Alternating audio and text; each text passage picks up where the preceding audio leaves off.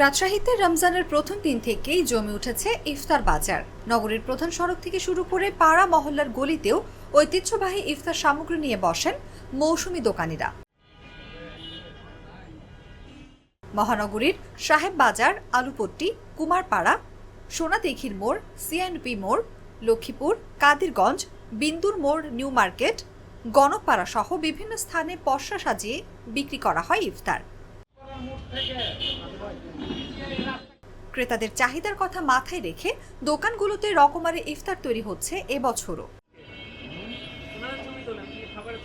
নগরীর রহমানিয়া রেস্তোরাঁর মালিক রিয়াজ আহমেদ খান বলেন, ক্রেতাদের দৃষ্টি আকর্ষণে স্পেশাল ফিরনি, শিক কাবাব, মাটন লেগ রোস্ট, স্পেশাল গরুর তেহারি এনেছেন তারা। এছাড়া ছোলা বুট, বেগুনি সহ অন্যান্য নিয়মিত ইফতার আইটেম তো রয়েছেই। এদিকে অন্য বছরের তুলনায় এবার ইফতার সামগ্রীর দাম বেশি বলে জানিয়েছেন ক্রেতারা।